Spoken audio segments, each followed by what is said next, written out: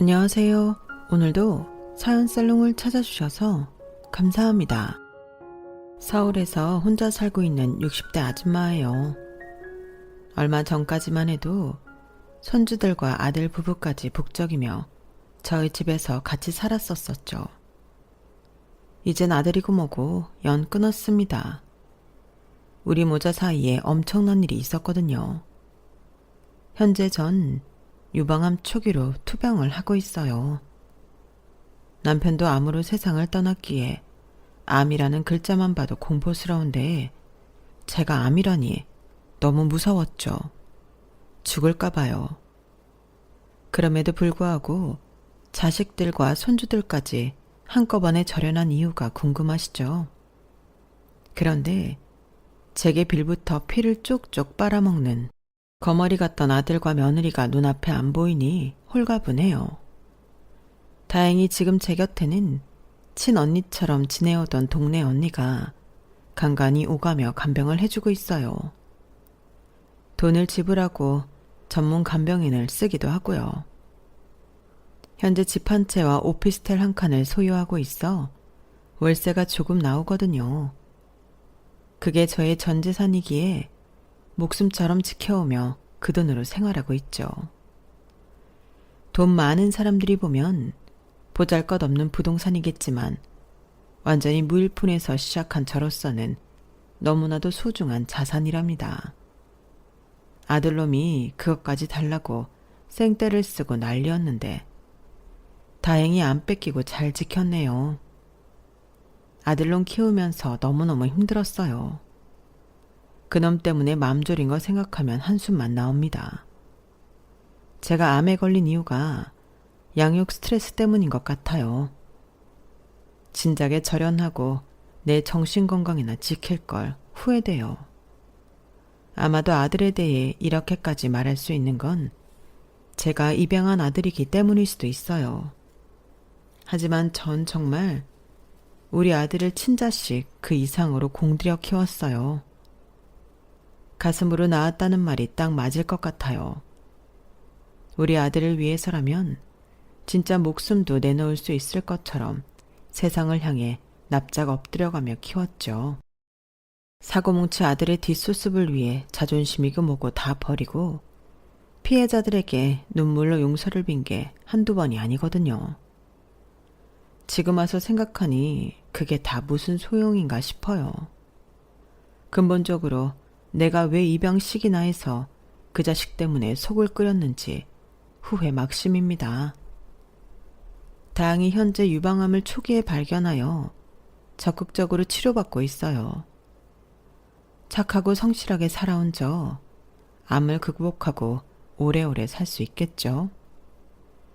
누구를 붙잡고 하소연할 것도 없기에 사연살롱에 제 이야기를 펼쳐내려 합니다.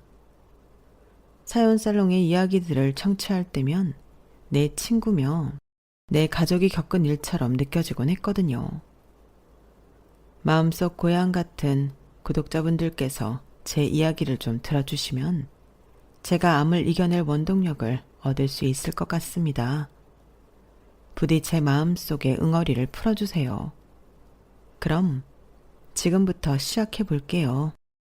제 어릴 적 기억을 더듬어 보면 우리 아빠의 마지막 모습이 가장 마음속에 크게 남아있어요. 제가 중학생 때였는데 낚시를 좋아해서 바다에 자주 가시던 아빠를 졸라 함께 갔더랬죠. 작은 배를 빌려 아빠와 저 둘만 타고 바다 낚시를 즐겼는데 갑자기 하늘이 어두워지면서 우르릉 쾅쾅 천둥 번개가 쳤고 이내 파도까지 밀려오더군요. 분명 출발할 땐 해가 쨍하니 비치고 날씨가 좋았는데 순식간에 그렇게 되니 저와 아빠는 너무 황당했죠. 얼른 다시 돌아가려고 배를 돌리고 모터를 가동했어요. 그런데 배의 모터가 말을 듣지 않는 모양이었어요. 미자야, 모터가 고장났나 보다. 아빠가 노를 줘 무트로 돌아갈 테니 양손으로 배를 꽉 잡고 있으렴. 알았지? 네, 아빠. 근데 배가 너무 많이 흔들려서 무서워요. 아빠 조심하세요. 하지만 저 앞에서 밀려오는 파도는 어린 제가 봤을 때 정말 집채만 했어요. 마치 만화 속 괴물이 우리 배를 잡아먹는 것 같았죠. 그렇게 큰 파도가 밀려오자 우리 배는 그대로 엎어졌고 그 후론 기억이 없어요. 정신 차려보니 병원 응급실이었고 옆에는 물에 홀딱 젖은 아빠가 누워 있었어요. 마음만은 아빠를 목 놓아 부른다고 불러봤지만 제 목소리는 다 쉬어서 잘 나오지 않았어요. 의사들이 분주히 아빠에게 뭔가 후처치를 하는 듯 했으나 아빠는 끝내 깨어나지 않았죠. 전 나오지 않는 목소리로 엉엉 울었어요. 그리고는 그 후로 다시금 기억이 잘 나지 않아요. 아빠의 장례식이 어땠는지도 잘 모르겠어요. 제가 병실에서 정신이 들고 나니 제 앞에 고모의 얼굴이 보이더군요. 절 아주 무서운 눈으로 째려보고 있었죠. 그리곤 소리 질렀어요. 야, 최미자, 넌 악마야. 내 오빠를 잡아먹고 네 엄마도 널 낳다가 돌아가셨으니 넌 사람 잡아먹는 악마라고. 전 너무 무서웠어요. 갑자기 나보고 악마라니. 내 엄마가 날 낳다가 돌아가시고 우리 아빠가 사고로 죽은 게 다 내 탓이라니. 뭔가 죄책감까지 밀려왔죠. 전 울면서 말했어요. 고모, 내가 왜 악마예요? 내가 엄마 아빠를 죽인 게 아니잖아요. 나도 무섭고 슬퍼서 미쳐버리겠다고요. 그렇게 전 완전히 혼자가 되었어요. 절 낳다가 피가 멈추지 않아 돌아가신 엄마에 대한 기억은 전혀 없어요. 너무 가난한 집안이었기에 사진 찍을 여유도 없었는지 엄마 사진도 딱 한 장이 전부였죠. 다른 애들은 다 있는 엄마가 나만 엄마가 없는 것 같아서 더 그리울 때면 엄마 사진을 놓고 저 혼자 상상의 나래를 펼쳤어요. 우리 엄마가 살아있다면 어떤 요리를 해줬을까? 우리 엄마가 웃는다면 어떤 얼굴일까? 놀이터 모랫바닥에 부러진 나뭇가지로 엄마 얼굴을 그려보기도 하며 엄마에 대한 그리움을 달랬죠. 그 모습을 아빠가 볼 때면 날 껴안고 오열하셨어요. 저나 아빠나 돌아가신 엄마를 살려올 순 없는 법이니까 그저 서로 부둥켜 안고 우는 걸로 마음을 달랠 수밖에 없었죠. 외동딸인 제게 늘 자상하고 따뜻했던 아빠가 돌아가시고 완전히 혼자가 되자 저에게 소리쳤던 고모가 울며 겨자 먹기로 절 데려가셨어요. 그땐 중학교 1학년 나이로 너무 어렸으니까 뭘 몰랐는데 그나마 있던 우리 집 재산을 고모가 다 꿀꺽했나 보더라고요. 집이며 살림살이까지 다 처분하고 현금화해서 가져갔으니 일말의 양심은 있었는지 절 본인 집으로 데려간 거죠. 고모가 몇 년간 절 키워줬다고 우겼지만 절대 키워준 건 아니었어요. 그냥 방치에 가까웠죠. 저 혼자 스스로 모든 걸 해야 했어요. 눈칫밥만 엄청 먹으면서 말이죠. 아직도 기억나요. 머리에 빗질 한번 하려 하면 사촌들이 와서 제 손을 탁 치며 뺏어갔어요. 야, 최미자, 네 머리에 네가 득실득실하니까 우리 집배 사용하지 마. 금지라고, 금지. 사촌들은 제가 집안의 물건들을 만지기라도 하려 하면 다 금지, 금지라며 다 못하게 했어요. 그러고는 자기네들끼리 키득였죠. 제 방은 방이라고 하기에도 애매한 창고였는데 쥐와 바퀴벌레가 친구하자며 매일같이 달려드는 곳이었죠. 유난히 겁이 많던 저에게는 정말 귀신집이 따로 없었답니다. 하루는 밤 늦은 시간이었는데 배가 너무 고파 물이라도 마셔서 배를 채우자란 심정으로 부엌 쪽으로 향했어요. 그런데 고모와 고모부가 안방에서 하는 이야기가 다 들리더군요. 아니, 저런 기집애를 언제까지 내 돈 들여 밥 먹이고 재워줘야 하는 거야. 돈 한 푼 못 벌어오고 아무짝에도 쓸모없는 기집애 같으니라고. 당신이 그랬잖아. 지 부모 잡아먹어내라고. 제가 우리 가족까지 잡아먹는 거 아냐? 아우 소름 끼쳐. 당장 쫓아내지 않으면 내가 나설 거야. 아우 알았어요 여보. 나한테 화 좀 그만 내요.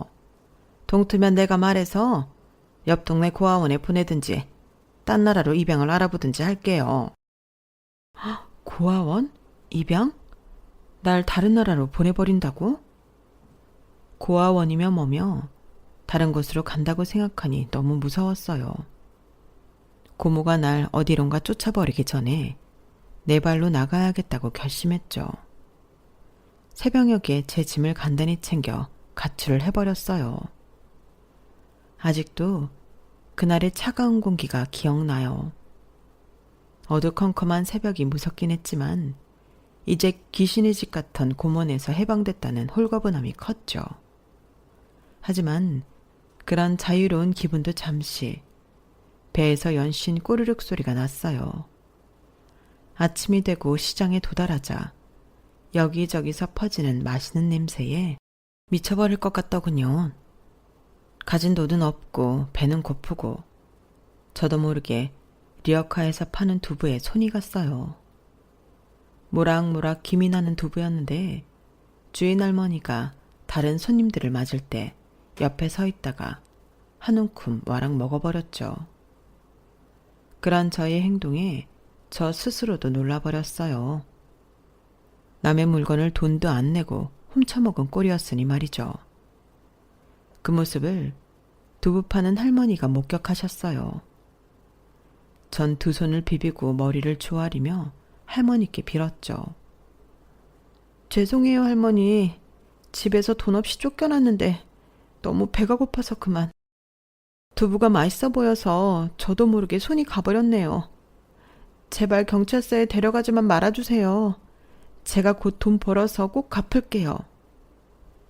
전 두부 할머니께 크게 혼날 줄 알았어요. 그런데 할머니는 인자한 미소로 제게 말씀하셨죠. 아유, 이렇게 예쁜 아이가 어쩌다 밥도 못 먹고 집에서 쫓겨났다냐. 아가, 이 뒤로 와서 묵이며 두부며 좀 먹거라. 난 장사하고 있을게. 하며 할머니는 접시에 두부며 묵을 산처럼 쌓아 제게 주셨어요. 배가 고프니 입으로는 묵과 두부를 몽땅 몰아넣었지만 눈에서는 피눈물이 났어요. 할머니의 따뜻한 마음이 감사하기도 했고 마치 도둑년처럼 돼버린 내 삶이 안쓰럽기도 했기 때문이죠. 한참을 울며 먹기를 반복하다 잠시 짬이 난 할머니에게 그간의 사정을 다 말씀드렸어요. 아휴, 이 쬐까난 아가씨한테 뭐 그런 일들이 다 벌어졌다냐. 하늘도 무심하시지. 오갈 데 없는 것 같으니 앞으로 우리 집에서 같이 살지 않으련? 내가 전쟁통에 가족 다 잃고 혼자 산 지 오래됐다. 쪽방 전셋집이긴 하지만 노숙하는 것보다 나으니까 우리 집으로 가자꾸나. 내가 앞으로 살면 얼마나 살겠니? 네가 뜻이 있으면 두부며 묵이며 만드는 법 알려줄 테니 날 도우면서 일을 좀 익히거라. 아, 이것도 다 고급 기술이라니까. 리어카의 두부와 묵을 만들어 파시던 꼬부랑 할머니와 저와의 동거가 그렇게 시작되었죠. 중학교를 다니다 가출해서 일을 시작했으니 저의 최종 학력은 초졸이었지만 당장 먹고 사는 게 급했으니 학교에 갈 필요성을 못 느꼈어요. 배움에는 다 때가 있다는 걸 그때는 전혀 몰랐죠. 두부 할머니는 진짜 제 친할머니 같았어요. 손녀딸 대하듯 제게 밥도 차려주시고 제 머리도 따아주곤 하셨죠. 물론 저도 부지런한 성격이었기에 집안의 모든 살림을 도와드리려고 노력했고 할머니의 말씀처럼 두부와 묵을 맛있게 만드는 비법을 전수받았죠.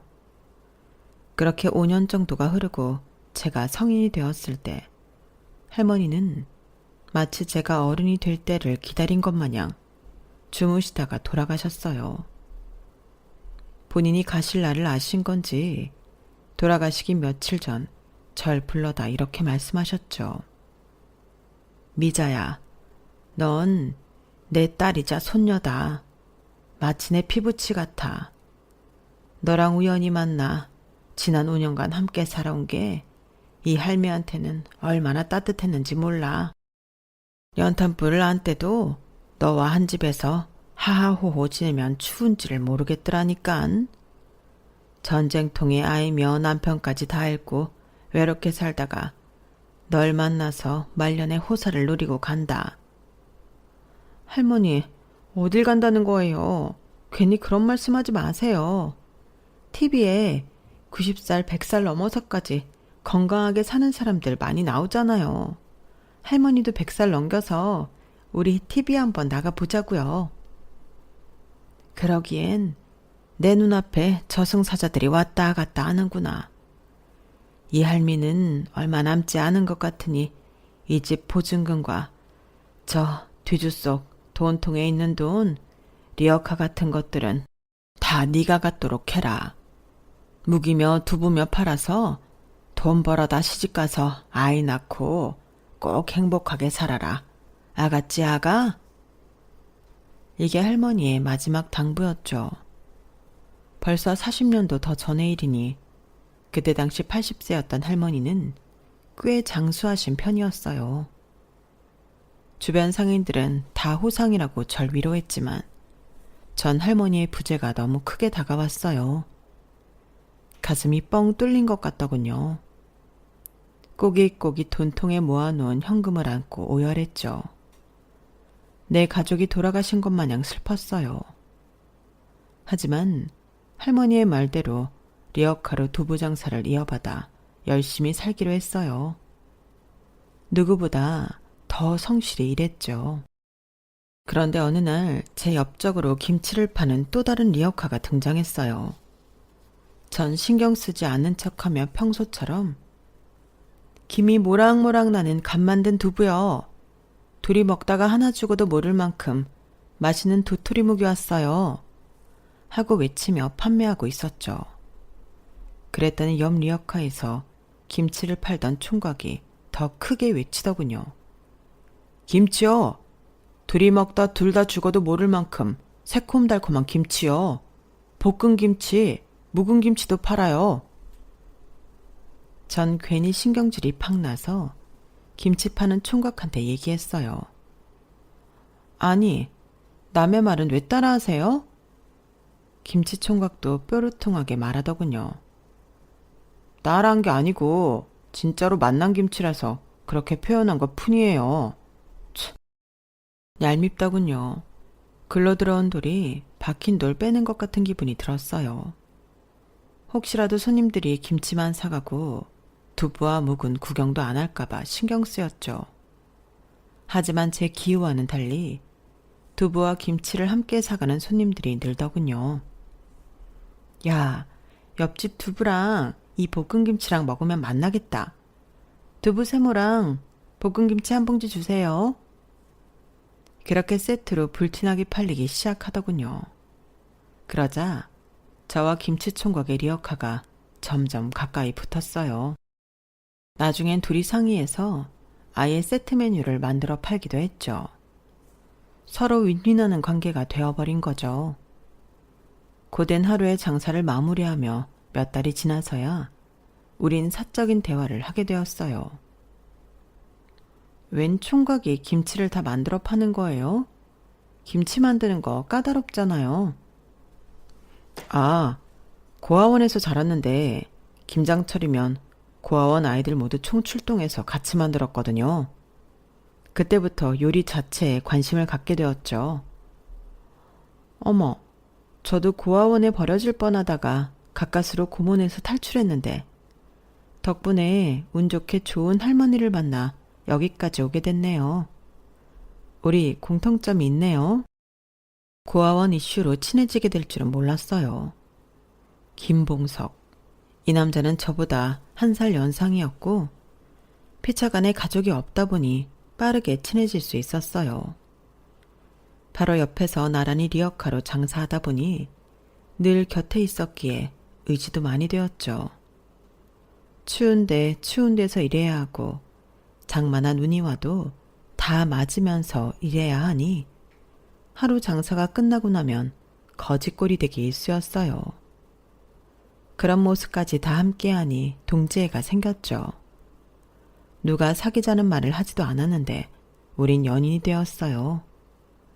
아니, 연인을 뛰어넘은 가족 같은 사이가 되었죠. 암묵적으로 돈만 좀 모이면 당연히 결혼하는 걸로 생각하고 있었어요. 자기야, 우리 열심히 돈 모아서 가게 보증금 얼른 마련하자. 지붕 있고 문 있는 곳에서 장사하면 좀 덜 고생할 것 같아. 그렇게 자리 잡고 나면 혼인신고도 하고 식도 올리고 하자. 아이 낳고 우리만의 가정을 꾸리는 거야.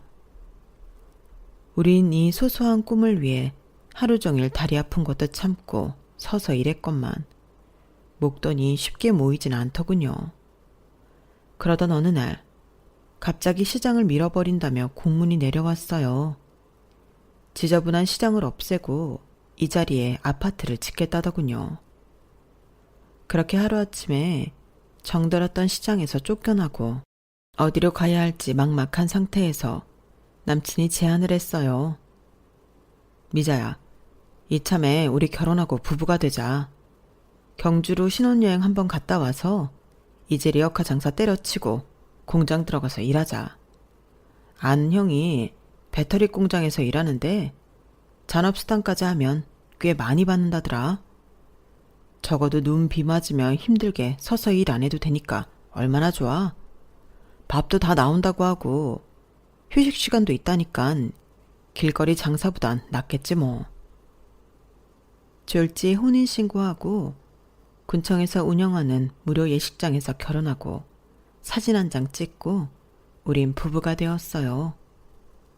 40년 전에 돈 많은 사람들은 제주도로 신혼여행을 다녀오기도 했는데 우린 고속버스 타고 경주로 신혼여행을 다녀왔죠.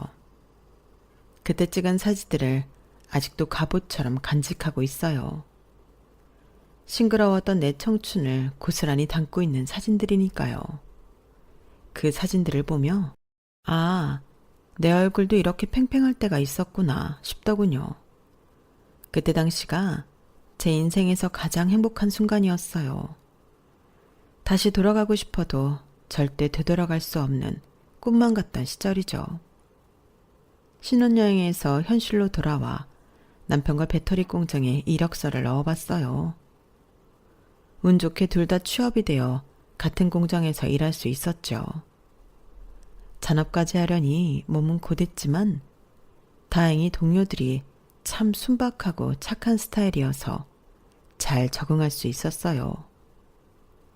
적은 월급이었지만 그래도 맞벌이를 하니 월세를 내고 약간씩 저축도 할 수 있었죠.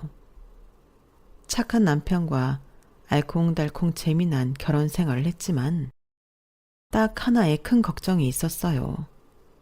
아기가 안 생긴다는 거였죠. 간혹 임신 테스트기에 두 줄이 보여도 생리가 나와버리곤 했어요. 요즘엔 그런 걸 보고 화학적 유선이라고 하더군요. 어쨌든 아기 씨앗이 내 자궁에 붙어있질 못하고 미끄러지길 수십 번 하더군요. 그게 말이 수십 번이지 한 달에 한 번씩 생리를 할 때마다 임신 실패를 확인하며 좌절해야 하니 미칠 노릇이더군요. 그때만 해도 지금처럼 난임에 대한 정부 지원이 많지 않은 때였어요.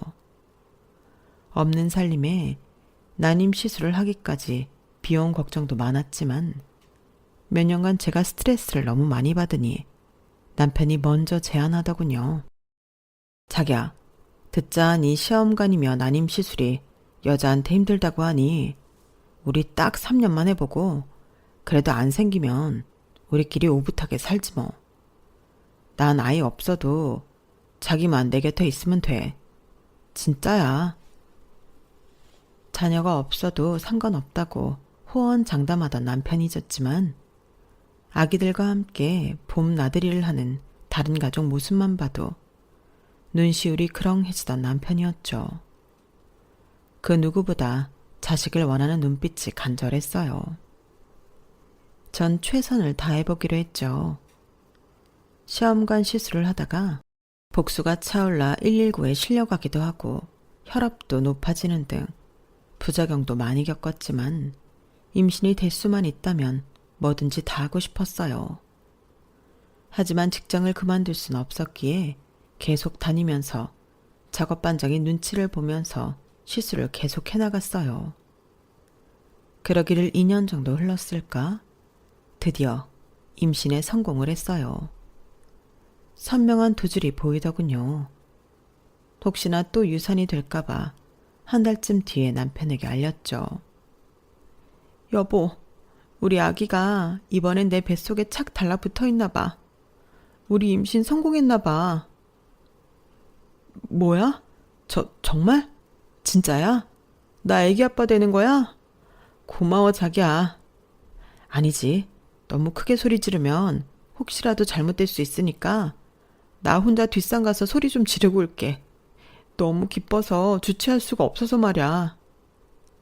저보다 남편이 100만 배는 더 기뻐하더군요. 거의 오열을 하며 몇 날 며칠을 환호했어요. 전 적어도 아기 낳기 3개월 전 정도까진 돈을 벌자 싶어서 계속 공장을 다니고 있었죠. 어느덧 배가 좀 불러오고 임신 중기쯤 되었을까. 지금 생각해도 끔찍했던 사건이 공장에서 일어나고 말았어요. 폭발 사고가 있었던 거죠. 여느 때처럼 일을 하고 있는데 뻥! 소리와 함께 그 다음부터는 기억이 없어요. 눈 떠보니 병원이었죠. 가장 먼저 드는 생각은 내 뱃속에 아기였어요. 아, 아기. 내 뱃속에 아기가 있어요. 저 임신 중이에요. 내 아기 어떻게 됐어요? 내 아기. 여러 사람이 다치는 큰 사고였기에 응급실은 정신없더군요. 그 와중에 한 간호사가 너무 아무렇지 않게 말하고 갔어요. 정신이 좀 들어요? 아기는 잘못됐어요. 곧 수술 들어가야 해요. 목숨이라도 건진 게 어디예요? 그도 그럴 것이 그 사고로 목숨이 위태로운 동료들도 있었기에 제가 유산한 것쯤은 그들에겐 아무 일도 아니었는지도 모르겠네요. 하지만 저에겐 너무 큰 충격이었죠. 다행히 남편은 아주 작은 경상만 입었더군요. 미자야, 여보, 괜찮아? 하체에 화상을 많이 입었다던데 이 일을 어떡하면 좋아? 자기야, 우리 애기, 내 뱃속에 애기가 잘못됐대. 어쩌면 좋지? 걱정 마. 아기는 또 가지면 되지. 일단 자기 몸이 성한 게 제일 중요하니까 우리 다 잊읍시다. 살아줘서 고마워요. 하지만 그 사고 후 몇 년간 또 별짓을 다 해봤지만 아기는 생기지 않았어요. 그즈음 남편의 고향과도 갔던 고아원에서 한 달에 한 번 봉사활동을 하고 있었어요. 그런데 유난히 눈빛이 빛나던 아기가 있었죠. 17개월 된 남자 아기였는데 집에 돌아와도 제 머릿속엔 온통 그 아이 생각뿐이었죠. 도저히 안 되겠다 싶어 남편에게 큰 제안을 했어요. 자기야, 하루 종일 민철이 생각이 떠나질 않네. 우리 민철이 입양할까? 그런데 남편이 놀라며 얘기하더군요. 나도 그 얘기 꺼내려고 했어. 근데 입양이란 게 쉬운 게 아니니 자기 눈치만 보고 있었지. 민철이가 유독 우리 부부에게서 떨어지질 않더라고. 민철이 더 크기 전에 얼른 입양 절차 밟읍시다. 요즘 세상에는 입양하는 걸 굳이 쉬쉬하지 않지만 그때만 해도 입양에 대한 인식이 그리 좋지 않은 때라 우리 부부는 민철이에게 입양 사실을 비밀로 하기로 했어요. 아이가 좀 와일드하고 한시도 가만히 있지 않아서 키우기 힘들었지만 남자아이라서 더욱 활동적이겠거니 하며 하루 종일 따라다녔죠. 육아와 일을 병행하기가 힘들어서 제가 공장 일을 그만두고 살림과 육아를 도맡았어요. 외벌이가 되자 남편이 공장 월급만으론 한계를 느꼈는지 시간이 빌 때면 차 수리하는 기술을 배우더군요. 어느 정도 기술을 익힌 남편은 지금까지 모아놓은 돈을 투자하여 정비센터를 차렸고 꽤 잘 되자 직원까지 고용하여 확장해 갔어요. 월급 받을 때보다 돈이 빠르게 모여 우리 가족은 집도 살 수 있었고 조그만 오피스텔 한 칸을 분양받아서 월세도 받을 수 있었어요. 방 하나짜리 작은 오피스텔이었지만 기분만큼은 강남 빌딩을 통째로 산 것 같았어요. 마치 재벌이 된 것 같더군요. 남편의 일은 순조롭게 풀렸지만 가정 내에서 저의 몫은 참으로 어려웠어요. 민철이 한 명 키우는 게 왜 이렇게 힘들고 어렵던지 살면서 겪지 않아도 될 일을 민철이 덕분에 다 겪어볼 수 있었죠. 입양한 우리 아들은 한마디로 문제아이자 비행 청소년이었어요. 아이일 때는 그저 장난이 좀 심한 정도로 받아들였죠. 초등학교 저학년 때 친구들과 숨바꼭질을 하다 차 뒤에 숨었는데 돌멩이로 자기 이름과 친구 이름을 차에 새겨 넣었다며 차주가 학교로 찾아왔더군요.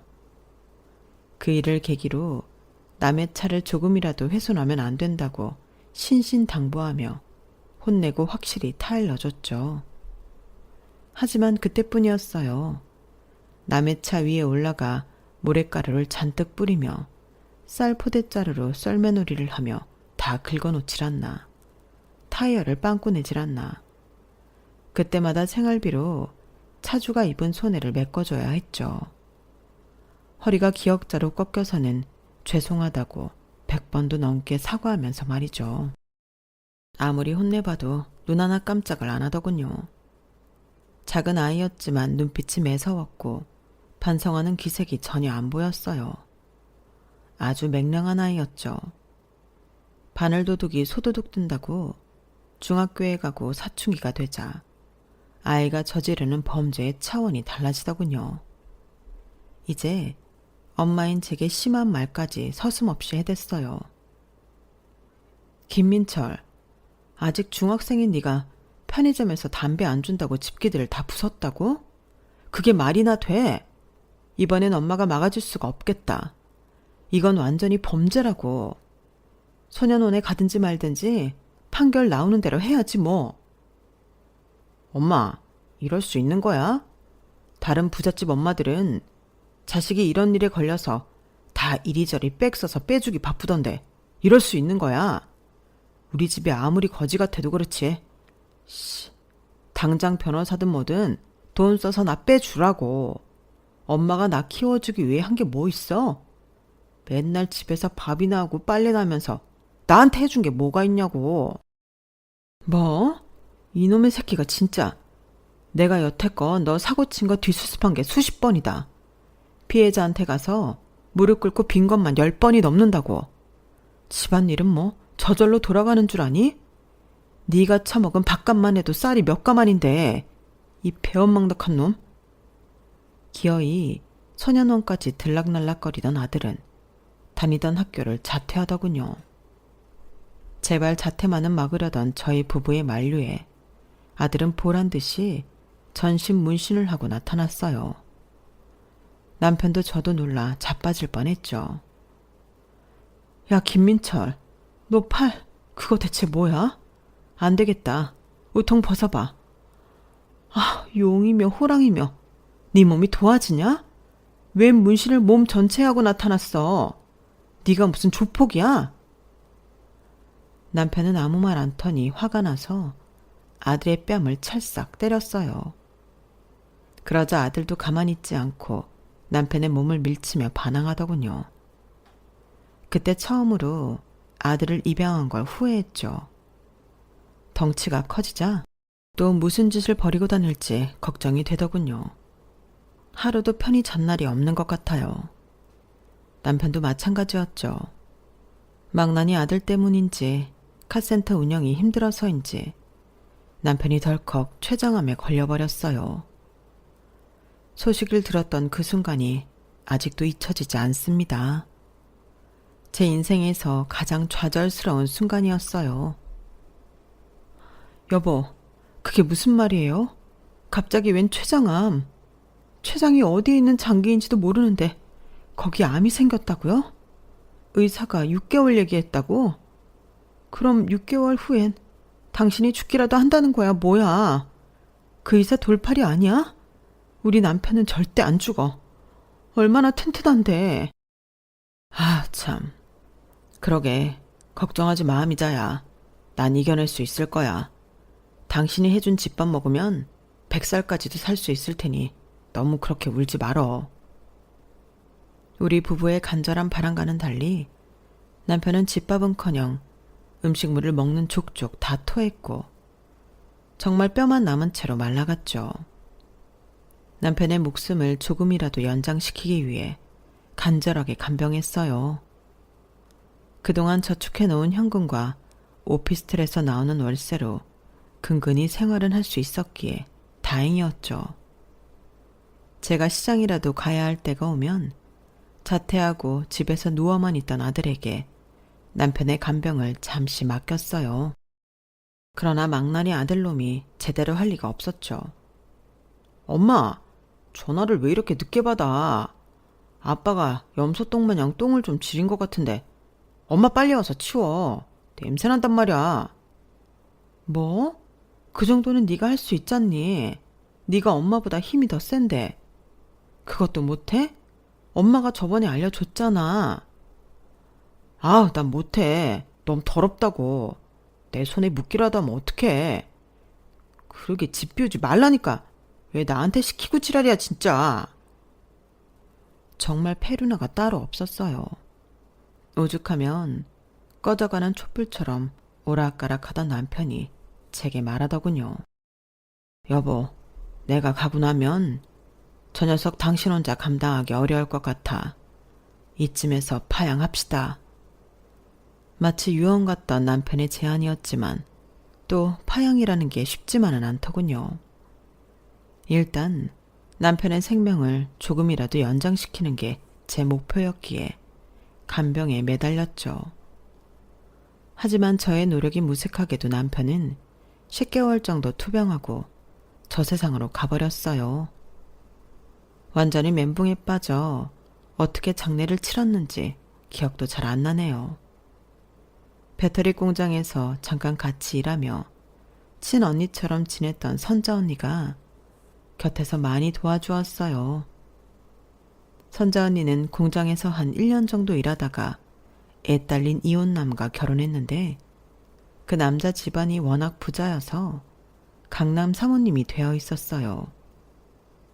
피어 공장을 운영한다던 선자 언니는 먼저 파격적인 제안을 하더군요. 미자야, 너 입양한 아들 말야. 아직도 백수 생활하고 있니? 우리 피어 공장 생산 라인에서 사람 뽑는데 웬만하면 뽑아줄 테니 이력서 한번 넣어봐. 너무 고마운 제안에 아들에게 양복을 하나 맞춰주고 면접을 보라고 했죠. 선자 언니의 입김 덕분인지 아들은 취업이 됐다며 좋아하더군요. 그래도 직장에 다니니 조금 사람다워지더군요. 그전엔 정말 어디로 튈지 모르는 망나니 같았는데 이제야 인간으로 거듭난 것 같았어요. 취업한 지 1년쯤 지나자 공장에서 격리 일하던 여직원과 결혼하겠다며 대뜸 데려오더군요. 엄마, 나 결혼할 여자 데리고 왔어요. 얼른 나와서 인사해요. 내 색시 될 사람 임신했으니까 말 조심하고요. 알았죠? 뭐? 갑자기 여자친구? 임신까지 했다고? 안녕하세요, 어머님. 저 입덧이 심해서 그런데 소파에 좀 앉아 있을게요. 무슨 오피스텔도 한 칸 있다고 해서 집도 넓을 줄 알았는데 그리 크진 않네요. 아들이 우리 며느리감이라고 데려온 아가씨가 집에 들어오며 뭐라 궁시렁대자 담배 냄새가 심하게 나더군요. 아니 아가씨, 임신했다면서 혹시 담배 피워요? 그럼 아기한테 너무 안 좋을 것 같은데. 내가 못할 말한 것도 아닌데 아들놈이 제지하고 나서더군요. 에이씨, 엄마, 내 섹시 임신했는데 스트레스 줄 거야 진짜? 담배는 세계적인 기호식품이라고. 아, 내 엄마지만 너무 무식하다 진짜. 뭐라고? 너 진짜 엄마한테 그렇게 예의 없게 말할 거야? 네 여자친구 앞에서? 그 아가씨와 아들은 천생연분 커플인 건지 아들처럼 전신에 문신으로 도배했더군요. 하얀 피부가 아까울 따름이었죠. 어쨌든 손주까지 가졌다고 하니 월세 받던 오피스텔 세입자를 내보내고 아들 부부를 살게 했어요. 이미 혼인신고까지 마쳤다고 하니 좋으나 싫으나 부부로 인정할 수밖에 없었죠. 그런데 손녀딸인 체리를 낳고 1년 후쯤 맞벌이를 해야 하니 손주를 맡아달라고 하더군요. 어머님, 오피스텔에 매일 오셔서 아기 좀 봐주세요. 저도 애기 아빠랑 같이 돈 벌어야 하지 않겠어요? 저희가 돈이 없으니 용돈은 못 떼어요. 애 봐주는 돈을 못 준다고 너무 당당히 말해서 정말 얄미웠어요. 하지만 집값이며 물가가 미친 듯이 비싼 요즘 세상에 젊은 애들이 맞벌이 하겠다는데 도와줘야겠다고 생각했죠. 오피스텔이 우리 집에서 좀 먼 곳에 있었기에 한 4개월 정도 출퇴근하듯 다니다가 합가를 제안했죠. 엄마, 그럼 우리가 화장실 딸린 안방 쓸게요. 엄마가 문간방으로 옮기면 어떨까요? 우린 아직 신혼이잖아요. 모든 게 괘씸하기 그지없었지만 그렇다고 내 명의의 집이 어디로 가는 건 아니니 아들 부부가 원하는 대로 최대한 맞춰줬어요. 특히나 손녀딸 체리는 정말 눈에 넣어도 아프지 않을 만큼 예뻤거든요. 늙음하게 아기 보는 재미에 푹 빠졌죠.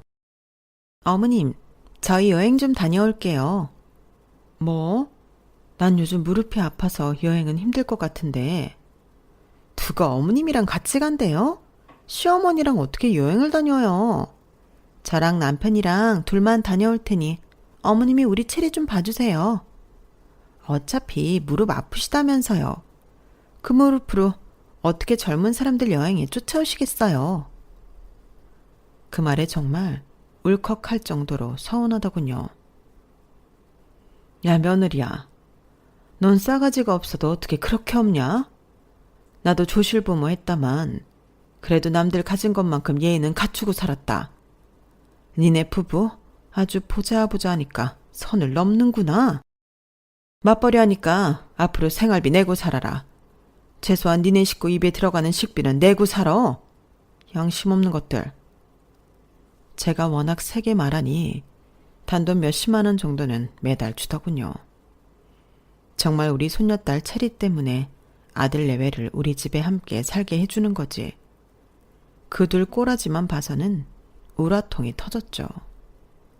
그러다 몸이 좀 안 좋아서 종합병원에서 검진을 받아봤어요. 생각지도 못한 진단을 받았죠. 글쎄, 제가 유방암이라는 거 아니겠어요? 남편을 췌장암으로 10개월 만에 잃었으니 나도 죽는 건가 싶어 울며 불며 의사 선생님께 물어봤죠. 선생님, 암이면 저 죽는 건가요? 이대로 죽기에는 너무 억울합니다. 요즘 암이라고 다 죽지 않습니다. 오히려 생존율이 더 높죠. 유방암 초기이니 치료만 잘 받으면 얼마든지 장수하실 수 있습니다. 너무 걱정 마세요. 그래도 암이라는 글자 자체가 너무너무 무서웠어요. 벌벌 떨며 무슨 정신으로 집에 도착했는지 기억도 안 나네요. 아들 부부를 앉혀놓고 흐느끼며 말했어요. 이 애미가 암이란다. 유방암 초기래. 앞으로 치료받으러 다니느라 체리를 잘 못 봐줄 것 같으니 며느리가 당분간 일을 쉬든지 해라. 엄마, 아빠도 췌장암으로 죽었잖아. 엄마도 암이라고? 그럼 나도 암 유전자라도 있는 거 아냐? 아우, 깨름직해. 어쨌든 알았어요. 어쩔 수 없이 우리 마누라 전업주부 시켜야겠네. 에휴. 아들의 뾰루퉁한 반응이 충격적이긴 했지만 지금 제 앞길 건사하기도 벅차니 그냥 넘어갔죠. 그런데 집에서 애 보던 며느리의 핸드폰으로 카톡음이 울리길래 슬쩍 봤어요. 신랑이라고 저장돼 있는 카톡방이었는데 그 내용이 충격이었죠. 자기야, 자기 엄마 유방암으로 죽으면 이 집이며 오피스텔 다 우리 거가 되는 거야? 이야, 대박이네. 그러게, 오피스텔 한 칸이긴 하지만 우리 건물주 되는 건가? 분명히 우리 엄마가 쟁여놓은 현금도 있을 거야. 엄마 돌아가시기 전에 내가 슬쩍 떠봐서 잘 챙겨 놓을게. 걱정 마, 여보. 전 손이 바들바들 떨릴 정도로 비참했어요. 그날 저녁 아들 부부를 불러 앉히고 따져 물었죠. 아들 폰이든 며느리 폰이든 핸드폰 카톡방 한번 까봐라. 내 눈앞에서 지금 당장 말이야. 아이씨, 피곤해 죽겠는데 뭔 카톡방을 깔아 말아요, 엄마. 아까 다 봤다. 내가 유방암으로 죽으면 이 재산이 다 니네 거라고? 그게 지금 병치료하는 엄마한테 할 소리냐? 재산? 어린 반푼어치도 없는 소리 하지 마. 어머, 어머님. 말이야 바른 말이죠 뭐. 누구 어머님 당장 죽는데요? 언젠가 돌아가시면 모든 재산이 아들인 이 사람 거 되는 거잖아요. 별 얘기도 아닌 것 가지고 이렇게 따지실 거예요, 정말? 그리고 어머니 항암 치료 받는다고 자꾸 토하고 그러는 거 비위상해요. 집에서 멀리 떨어진 암 전문 요양병원 알아봐 놨으니까 거기 가서 치료 받으세요. 우리 체리 교육상 머리 다 빠진 암 걸린 할머니랑 있는 것도 안 좋을 것 같네요. 암이 더 심해지면 저보고 간병하라고 할 거잖아요. 저 비위 약해서 간병 못해요. 진짜 피가 거꾸로 솟는 것 같았어요. 남편의 유언 같던 그 제안을 진작 실행할 걸 후회가 됐죠. 전 사자우를 토하듯 소리 지르며 말했어요. 야, 이 미친 년놈들아. 내 피 한 방울 안 섞인 것들을 가족이라고 돈 들여 키워주고 보듬어줬더니 이제 와서 뭐가 어째? 야, 김민철. 넌 고아원에서 주워온 아이다. 우리 부부가 애가 안 생겨서 입양한 아이라고. 자, 여기 입양서로 보여주마. 오늘부로 넌 파양이다.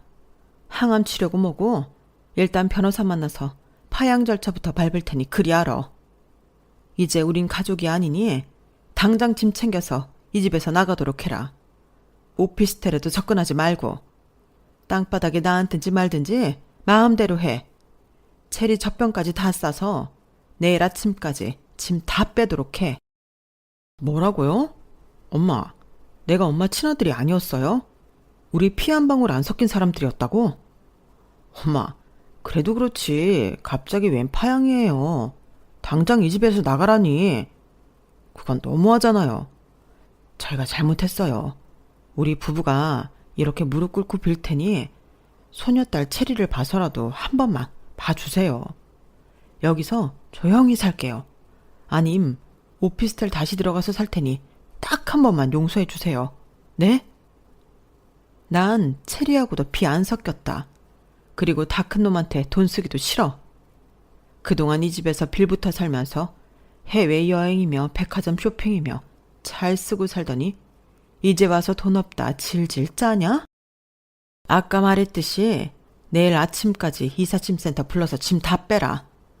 내가 다시 안방 쓰면서 살련다. 아들 부부는 제 양말에까지 눈물을 적시며 빌었지만 돌이키고 싶지 않았어요. 망나니 아들 때문에 속 끓이고 산 수십 년의 세월 탓에 내가 암에 걸릴 것만 같았거든요. 날이 밝고 변호사를 찾아가 파양 절차를 밟았어요. 항암 치료도 미루고 최대한 파양 절차를 빠르게 마무리 지어달라고 부탁했죠. 이제 전 민철이와 법적으로 완전히 남남이 되었어요. 미운정, 고운정이라던데 고운정은 전혀 남아있지 않습니다. 다만 잠시나마 키워줬던 소녀딸 체리가 가끔 생각날 뿐이네요. 이젠 오롯이 저 혼자만을 위해 살 거예요. 지금까지 먹고 사느라 식구들 뒤치다꺼리 하느라 신경 못 썼던 나라는 존재를 좀 위해주며 살려고 합니다. 전국에 계신 전업주부님들, 가족을 위해서 너무 희생만 하지 마세요. 그러다 저처럼 이용만 당하다 늙고 병들 수도 있잖아요. 물론 효자, 효녀, 좋은 남편이 옆에 계신 분들도 있겠지만요. 전 좀 특별한 케이스였지만 말이죠. 자기 자신을 아끼고 사랑해 주셨으면 좋겠어요. 이 세상에 단 하나뿐인 존재잖아요. 제 긴 글을 읽어주셔서 감사합니다. 힘을 받아 항암 치료 열심히 해서 건강해질게요. 저에게 힘을 주세요. 건강이 최고죠? 정말 건강하세요. 여러분, 사연 댓글에 응원과 현명한 조언 부탁드려요. 좋아요와 구독은 저에게 큰 힘이 됩니다. 오늘도 좋은 일 가득하세요.